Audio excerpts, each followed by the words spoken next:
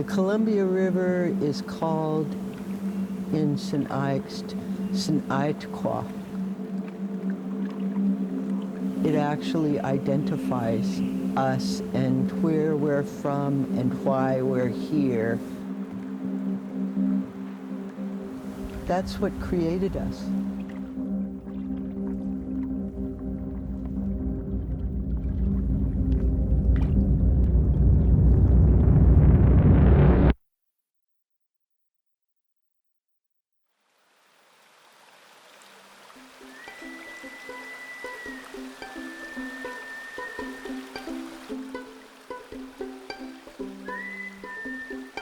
There's this really classic paddle event that happens every summer that goes from Mica Dam to Revelstoke Dam called the David Thompson Classic. It's like a 140-kilometer paddle that you try and do in 24 hours. I've actually never gotten my stuff together well enough to do the David Thompson Classic, so for some reason, it seemed like it'd be easier to do it in the wintertime. And then I was like, well, if I'm gonna do it in the wintertime, then I should just snowboard as well, and it might make a really cool snowboard trip. There's kind of only 2 people that I know of and that I hang out with that would be dumb enough to do something like this with me. So I get a phone call from my buddy Nick. The first thing that I thought was that it's gonna be horrible, miserable, and impossible to accomplish. The second thing that I thought was that these ideas that come to Khattar's mind are usually really fun to do. First I thought it was crazy, and I thought about it a bit, and I was like, well, you know, there's a lot of things on the other side of the lake that'd be really cool to go shred. I've always wanted to get up in the northern Monashees. They're kind of mythical. Nobody ever goes there. The last piece of the puzzle was finding someone to come along and film the whole thing. Yeah, Johan suggested this trip to me. I thought, oh, that sounds cool to film. I didn't give it any further cognitive thought than that, which might have been a mistake. Me and Nick are both total optimists. So we met up at his house and just lightly planned the whole trip, not really thinking about where to camp, what to do if something went wrong. Fortunately, Seb is much more of a realist. We made emergency response plan of escape routes throughout the whole thing. I spent the whole night just mapping out every little road that you could actually use and make your way off the lake.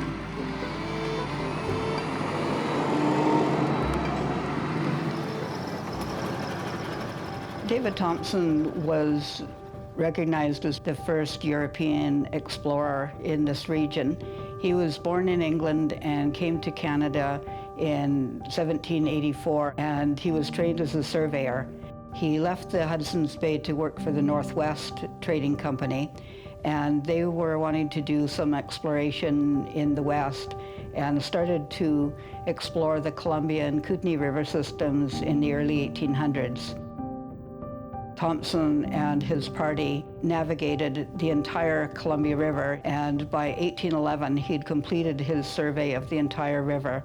He was able to create maps of this region, and that really opened up the Columbia River for trade and other exploration. So after 5 intense days of last-minute prepping and planning, we were finally ready to leave on this trip. My expectations for the trip were kind of overridden by my growing sense of anxiety once I realized that it was going to be quite difficult. I'd been winter camping once before. I was woefully underprepared. I was really anxious about the concept of staying warm at night. John. Finally on the road, 9:30. Good start. All packed up here, finally leaving town. I'm a bit worried because I don't feel very nervous. I feel like I should be more nervous about this trip than I am. I feel pretty confident.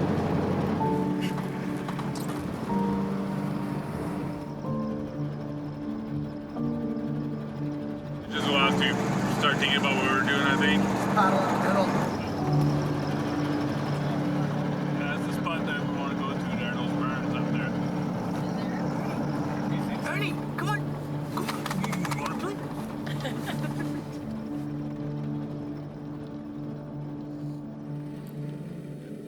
By the time we like loaded the trucks, drove to Mica, unloaded the trucks, brought the stuff to the water, and then loaded the canoes and paddled across. It was like, that was a whole day just to like get that whole show going.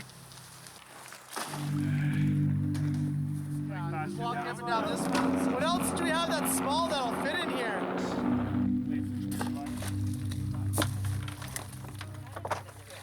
So when I get in the back...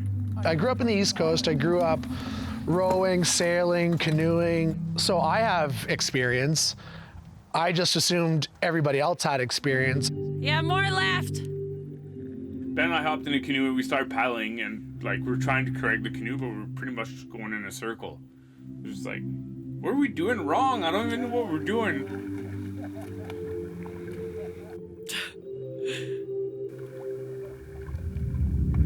You guys aren't drafting anything at all.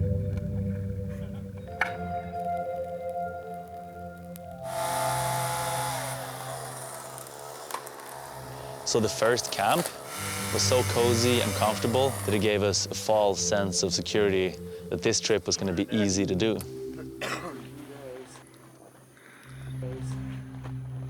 It's good stuff. Tomorrow we just like shred hair all day, stay in the trees or something. Yeah. Then Sebi said like Saturday's supposed to be somewhat overcast. Maybe that's a good travel day, like you said. Yeah, totally. If it's dumping tomorrow, might as well shred some pow. Yeah, for sure. That'd be cool. The first camp was brilliant. It was relatively warm.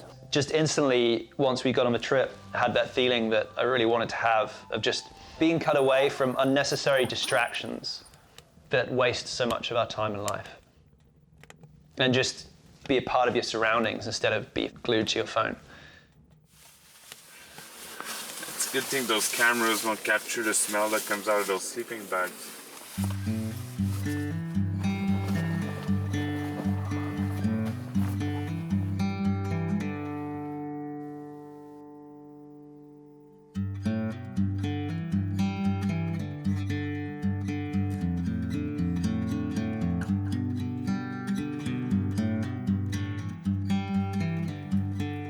So the first day of riding was pretty sweet. We were kind of just like exploring, getting our bearings. We had no idea what to expect, what we were gonna find.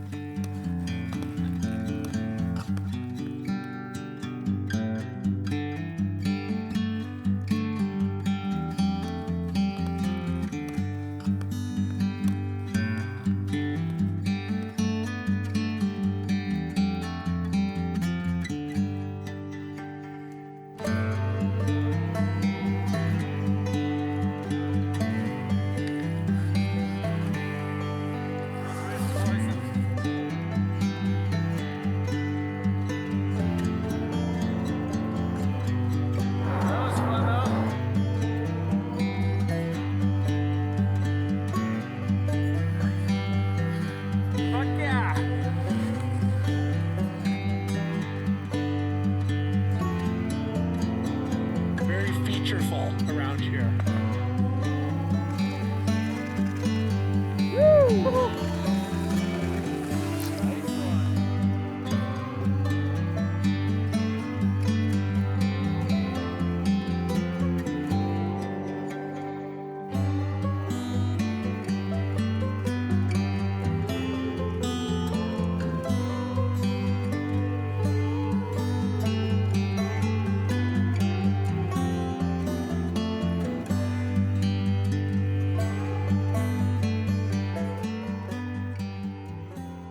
The conditions and terrain in the first camp was so fun that we just kept riding throughout the whole night.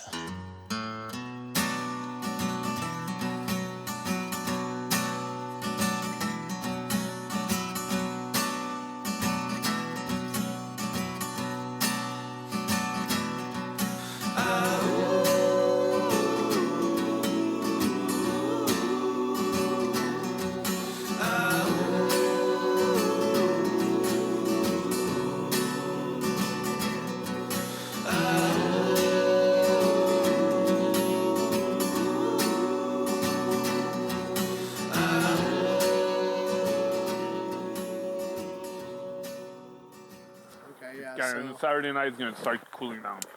It's a good travel day, maybe. I think so. I think it'd be a good travel day, yeah. Yeah, I mean, Because the next day is going to start getting sunny, and then it's going to be like a lot of sun. So might as well try and like, I think that'd be a perfect timing to move. So tomorrow is the first day of real paddling. It's gonna be 25 kilometers down to an area we scoped out. We don't exactly know where we're gonna camp yet, but we'll figure it out along the paddle. The river might actually be frozen down there since it's getting colder and colder by night now. So it'll be a little bit interesting to see what it looks like. I'm gonna close myself in.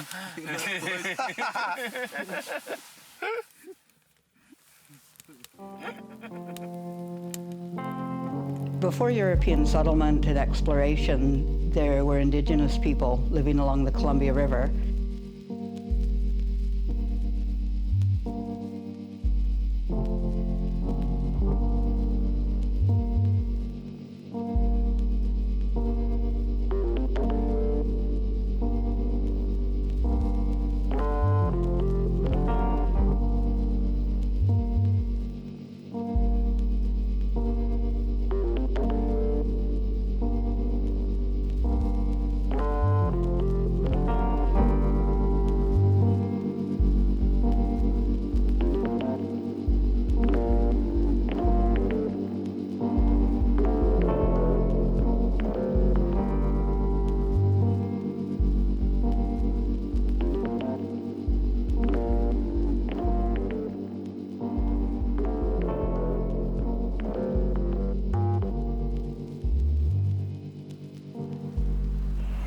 The way of the Sinixt people is different now. We were declared extinct by the federal government of Canada because of the Columbia River.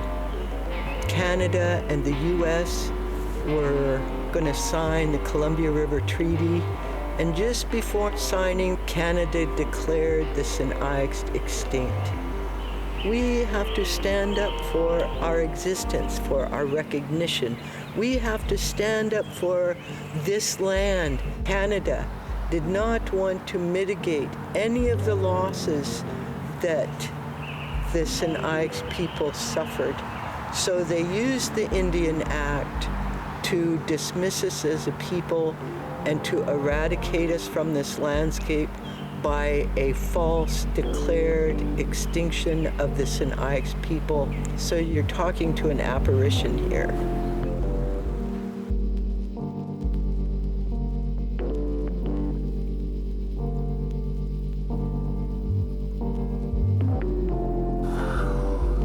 The first big paddling day was definitely a reality check. Since it was the first time we were packing up the camp and figuring out how to do things, we got on the water super late.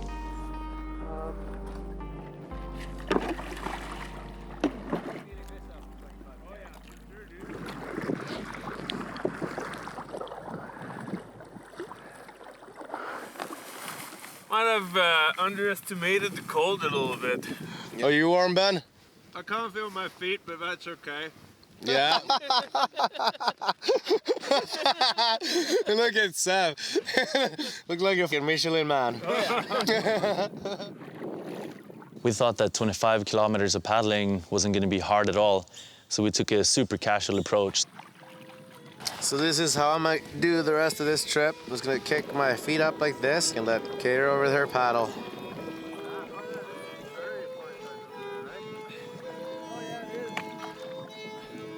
It wasn't until later that day, as it was starting to get dark, when we realized that things were not about to be as easy as we thought. We had 15 kilometers to go and only 1 hour of sunlight left.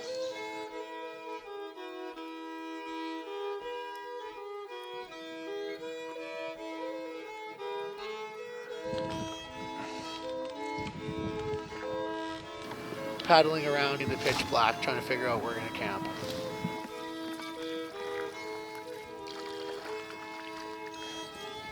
We're just hammering paddles into snow and like notching in, trying to get up there. So we just ended up setting up camp in the dark, freezing our asses. It was really hard work. Ben and I were putting up the tent, and Johan and Khattar were grunting, bringing all the gear over. They worked their asses off, and yeah, super thankful for that.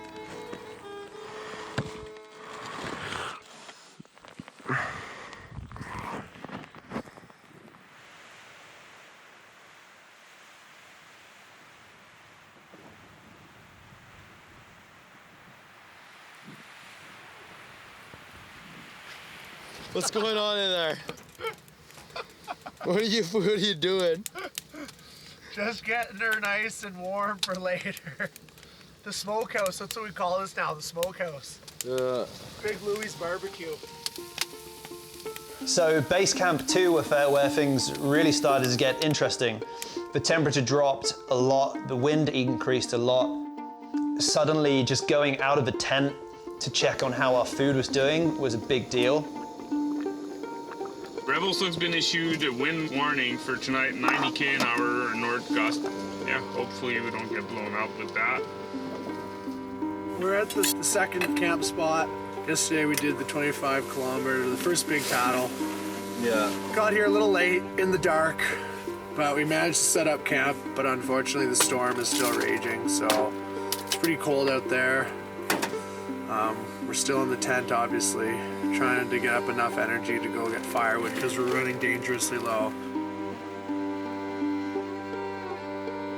We didn't have any water, our water was frozen. Firewood became a really important priority, and we spent a lot of time just maintaining those resources.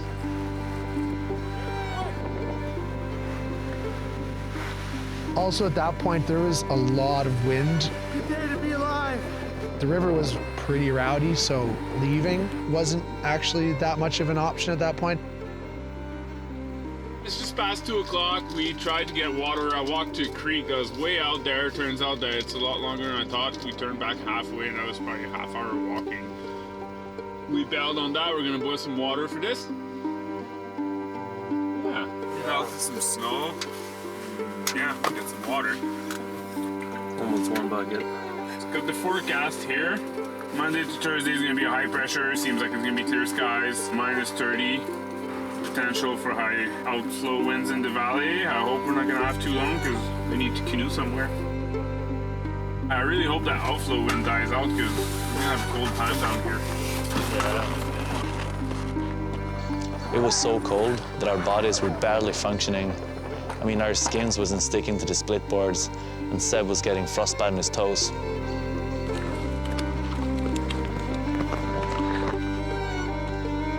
It's kind of getting a bit late. Everything takes more time than we think it will in the morning. So that's why we're up here at 3 p.m. and trying to get some riding before it gets dark.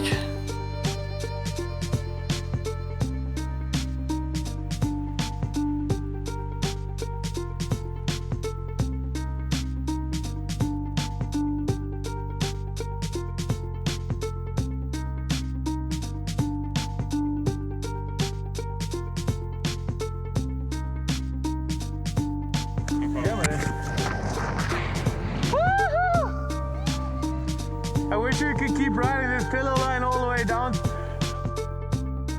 That's our camp right down there.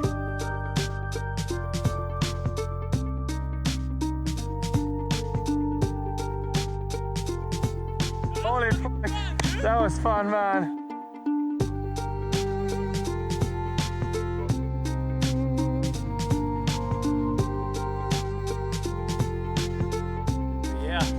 Gonna get back into split mode and try to ride something on the front here.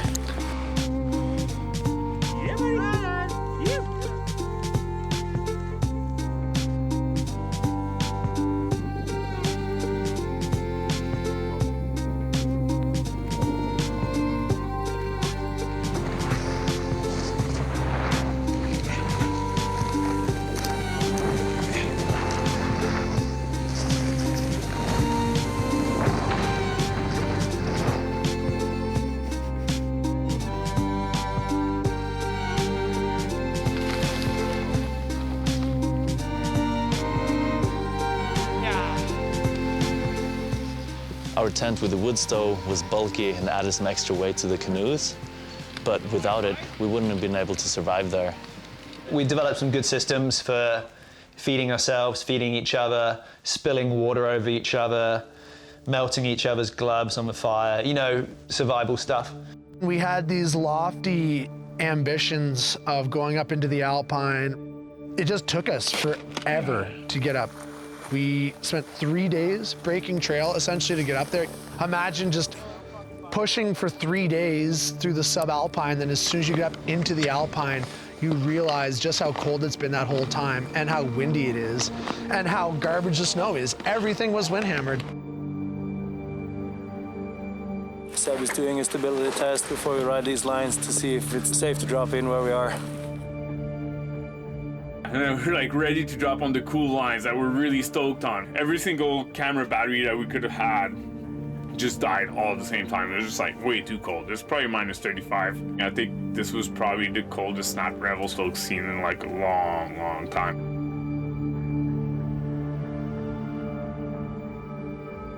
Everything is really touchy? I think, yeah, everything is touchy.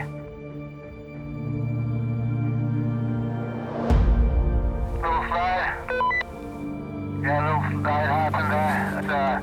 That stopped and it's gonna snow with it after this line. Trying to get up to the alpine, trying to get up to the peak just wasn't working. Oh, that was a bit spooky. After 3 days and 4 nights of suffering and failure, My nose must be nice and white, eh? we kind of had to admit defeat.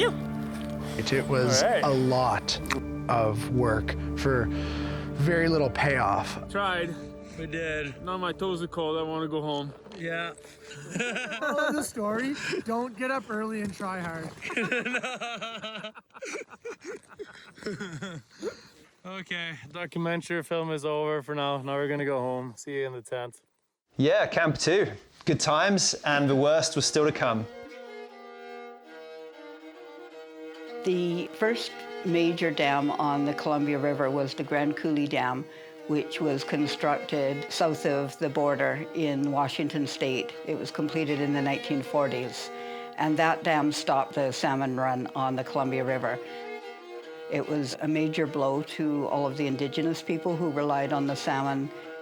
All of the dams on the river had huge impacts. The Revelstoke Dam really destroyed the wild river. This was turned into a reservoir, and people go out and boat there, and they don't have any conception of what's underneath them. The wild river is tamed. It no longer exists.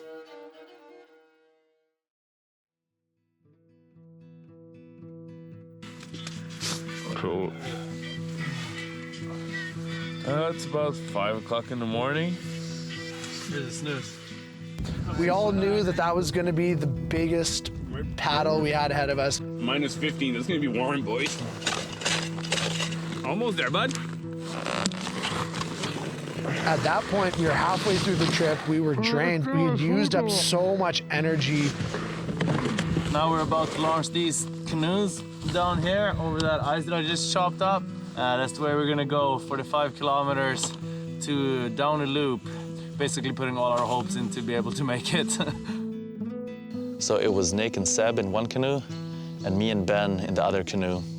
That day, like every other day on the river, essentially, the weather was absolutely brutal. It was foggy, it was snowy, and it was cold. Wouldn't be a day on the Columbia without it just dumping snow on us. Paddling on the river, me and Ben were starting to get more and more behind the other canoe. They were just on the edge of our vision, and then they just disappeared. This was really reckless, but we had all the radios packed in one canoe. Our plan was just to stay together and not lose each other on the river.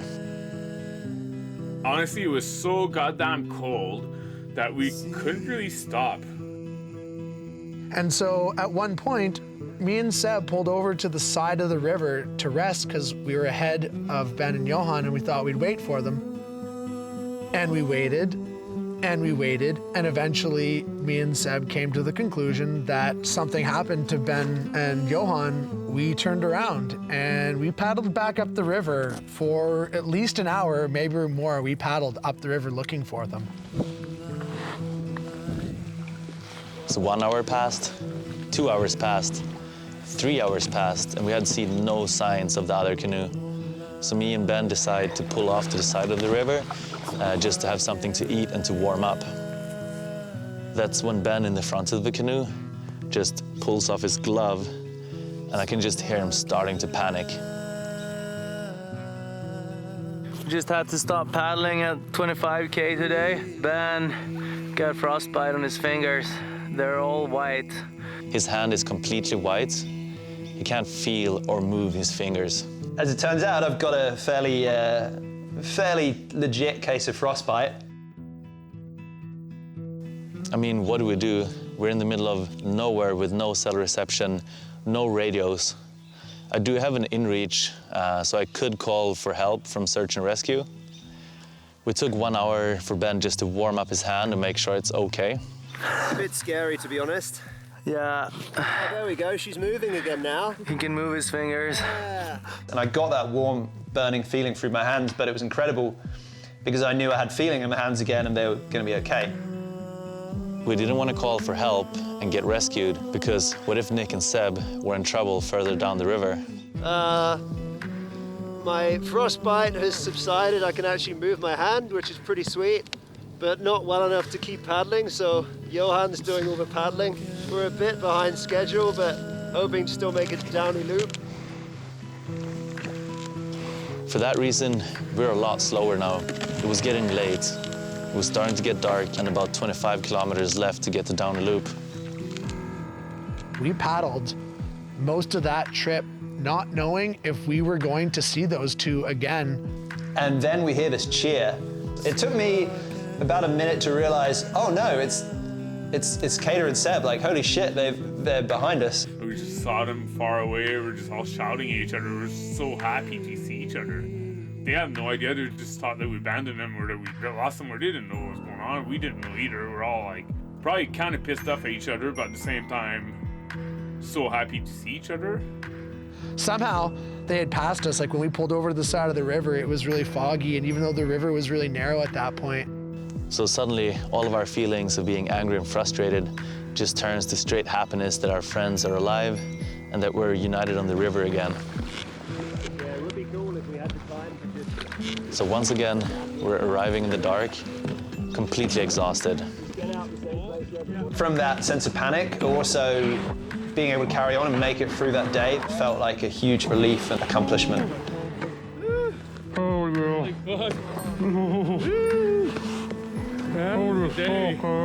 Yeah, it was a good day. It was probably one of the best days of the trip in its own special, horrible way.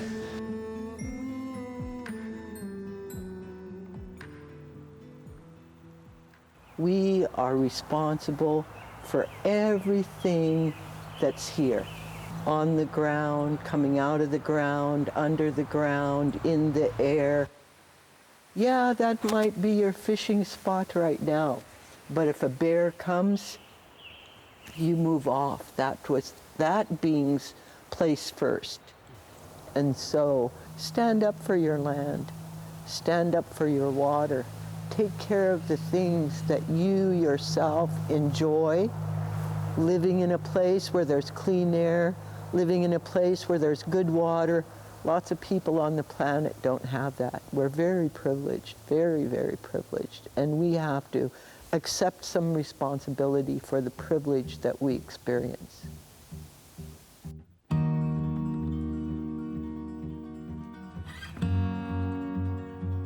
Probably an hour before getting to Downie Loop, we saw those wicked pillows on the side of the lake. Like big stack of pillows and like just slope straight onto the water. First one to bring it up was Johan. He was like, man, we really gotta go back there. It's really sick. We all had colds at this point. I'd pretty much lost my voice. Oh, sorry, I was a bit too zoomed in for you both there. My frostbitten fingers had swollen up and were not looking pretty. So we checked Ben's hand. It looked super ugly, but he was really confident that he was going to be able to make it the rest of the trip. Now we're headed to some pillows that we saw on our way down here. So we're gonna spend an extra night down the loop so we can hit some nice waterside pillows. Should be pretty fun. So riding around Downie Loop was super fun. Those pillows we seen the night before paddling in the dark proved to be these big lines just going down to the river. Feel every part as I am. A seed in your garden I am. A peace in your madness, I am. Rush through my body alone, and I can't stop to continue. I am lost and ecstatic, spinning. I can't sleep, babe. When you'll be, I am focused distraction. I am. I feel every part as I am. A seed in your garden. I am. A peace in your madness. I am. I am. I am. Robin!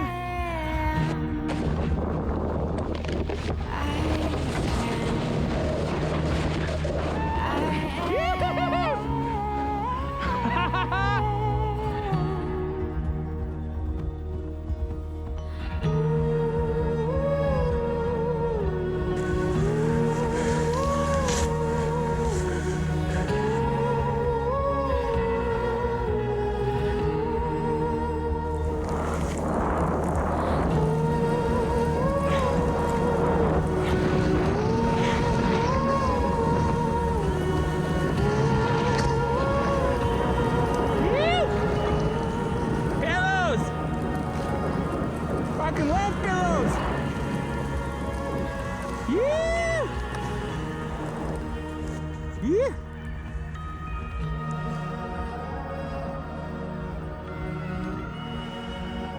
Drop in!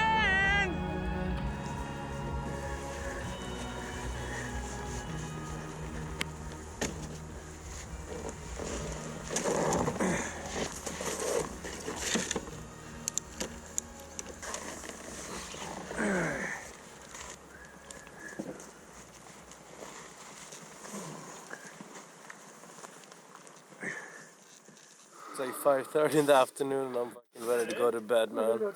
No one has any energy. Really looking forward to my bed in Revelstoke. Gotta get your daily intake of cheese curds. This is more worth than gold out here. That's how you get things done around the old camp. Cheese curds. Straight from the cheese curd mines in Sebastian's hometown. Okay, so we're gonna go for a polar dip. I think that's the only way we can make sure our bodies are like actually resting up and getting ready for the last paddle tomorrow.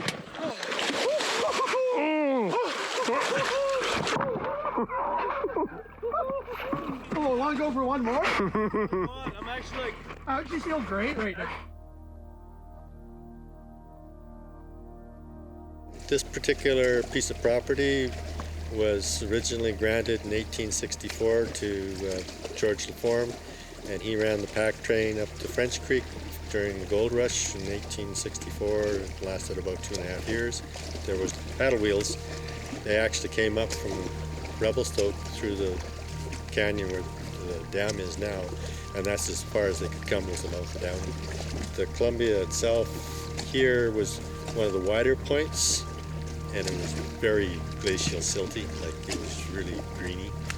Just above us was Priest Rapids, and then above that was Death Rapids, and they were extremely tough.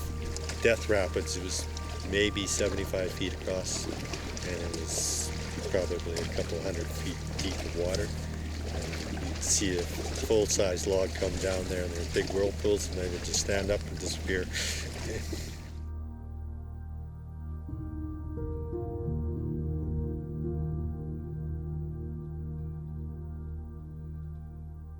Probably now about 40-some kilometers from Revelstoke.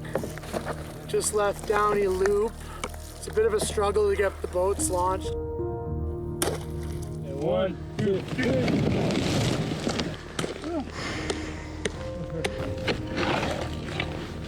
That was really something. with these cold temps, everything's icing up, so all the little bays and stuff were pretty frozen, and we were really worried the river was gonna freeze up, basically right here where we are now, around Hat Peak.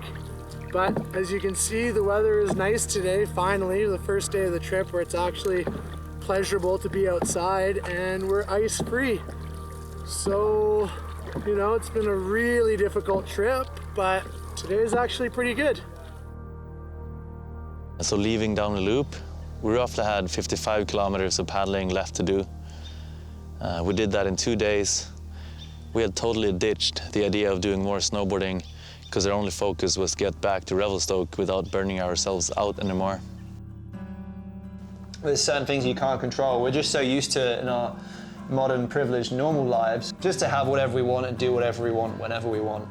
And it's really great to get out in nature and be exposed to the power of that and realize that that's often not how things work, and that's okay. And also just experiencing moments of high stress and realizing that it passes and you come out the other side and it's fine. So before leaving on this trip, this whole idea seemed like such a hard and impossible thing to do. And it was pretty funny, but now towards the end of the trip, it felt totally normal for us to put in 30, 40 kilometer paddling days in the middle of the winter in -20. For me, that really proves that if you step out of your comfort zone and try things that you normally wouldn't do, those things might not be that impossible that you think in the start. We've all gone through kind of highs and downs. It's really cool to see whoever was on the eye, like, help the rest of the crew make it through. The good crew is what made this trip what it was.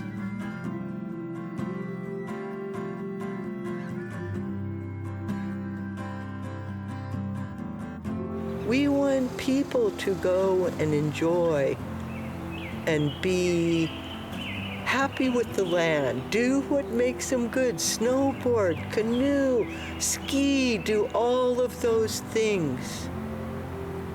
Love this place. But when you love something, you accept responsibility for part of it. That it's there for the next generation.